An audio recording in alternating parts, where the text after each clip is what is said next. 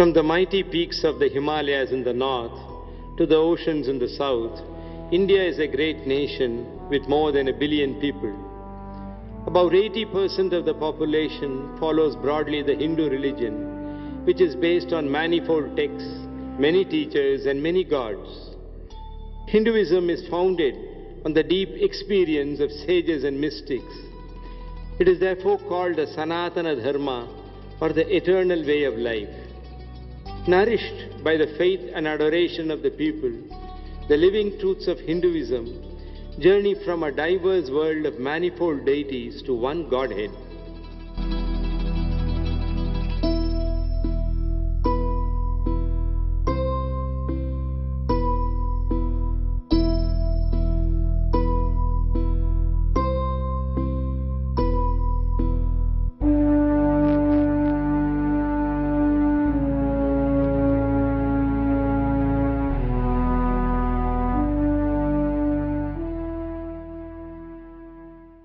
We hear it said often that God is one.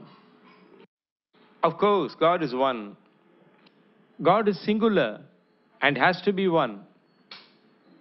But perhaps it is as true that gods are many, and not only because gods is plural.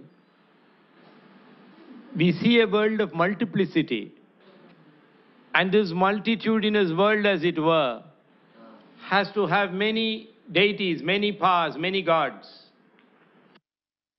And this is the basis on which Hinduism works. It gives many gods because we see many worlds. Actually, the experience of the oneness of God is the highest experience as Hinduism sees it. So Krishna says in the Bhagavad Gita that man who has experienced the oneness of God behind the multiple world that he sees, that man is rare. Vasudeva sarvamiti sa mahatma sudurlabhaga. That is why Hinduism shows many gods to people who see many worlds.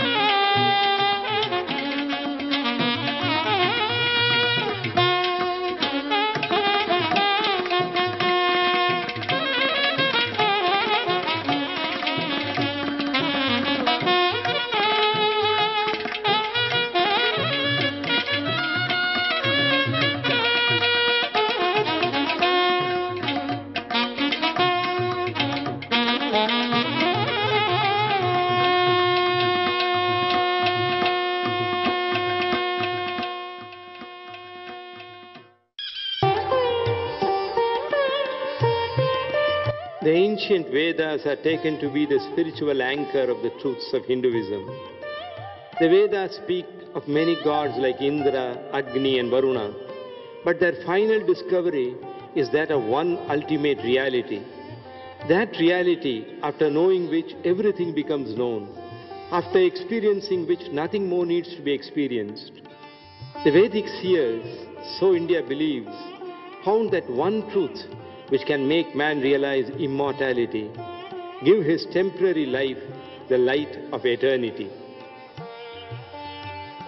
To lead common people to that one truth, the Vedic visionaries unfolded a system of adoration that would lead them from the known to the unknown, from the finite to the infinite.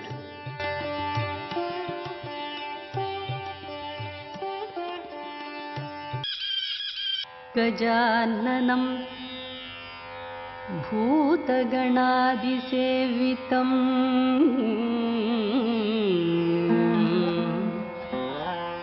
Kapittajambupalasaarabhakshitam Umasutam Shokavinashakaranam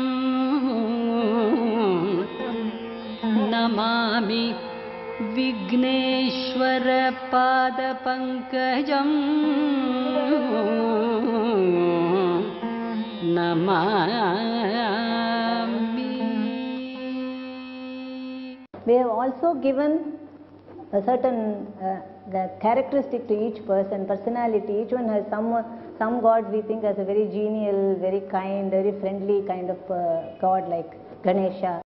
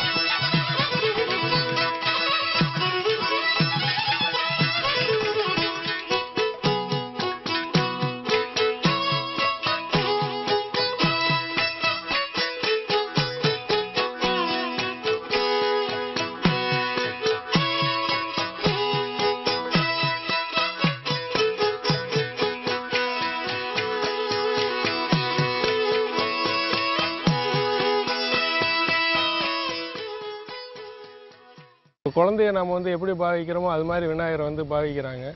அந்த வகையில் தான் வந்து India பூரா உலக பூரா இன்றைக்கி வந்து விநாயகர் சதுர்த்தி சிறப்பாக கொண்டாடிட்டு இருக்கிறாங்க. விநாயகர் வந்து கம்ப்யூட்டர் வாசிக்கிற மாதிரி, வயலின் வாசிக்கிற மாதிரி, புல்லாங்குழல், வீணை, ஏன்னா இதெல்லாம் நாம் வந்து யூஸ்ஃபுல்லாக பண்ணிகிட்டு இருக்கிறது தான். இதை வந்து நம்மளும் வந்து கடவுளோடு சேர்த்து வந்து ஏன் பண்ணக்கூடாது அப்படிங்கிற ஒரு கற்பனை இதில் வந்து தோணுனது தான் வந்து இன்றைக்கி வந்து விநாயகர் வந்து வயலின் வாசிக்கிறாரு, தில்ருபா வாசிக்கிறாரு, ஜால்ரா பண்ணுறாரு, தபேலா வாசிக்கிறாரு, எல்லாமே. நம்ம 21ஆம் நூற்றாண்டு நோக்கி போயிட்டு இருக்கிறனால கம்ப்யூட்டரை வந்து எல்லாருக்கும் தெரிஞ்ச விஷயங்கிறனால விநாயகர் வந்து கம்ப்யூட்டரும் வாசிக்கிறாரு. அதையும் வந்து நம்மளோட கம்ப்யூட்டரையும் வந்து விநாயகரையும் சேர்த்து கம்பேர் பண்ணி நம்ம புது உருவம் கொடுக்குறோம்.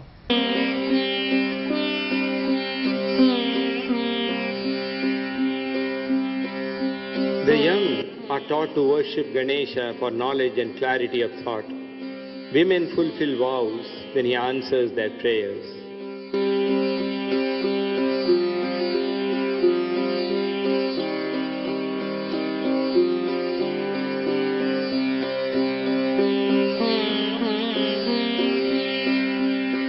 But Ganesha also beckons his devotees to wider spiritual horizons.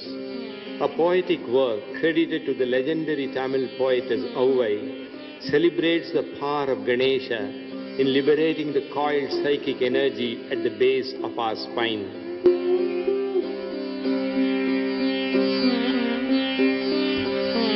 Tilak, the freedom fighter, revived the Ganesh festival to instill patriotism. Today it is Maharashtra's greatest social and religious event. Muthuswami Dikshidhar, the classical composer, celebrated Ganesha as the auspicious form of the ultimate truth, the very fountain of consciousness, truth and joy. Elements of Tantra and Mantra Shastra mingled in his worship of Ganesha. My priority in prayer was always to the Lord Ganesha. In wherever I go, my deep faith is soaked only in Lord Ganesha, whom I consider as God absolute.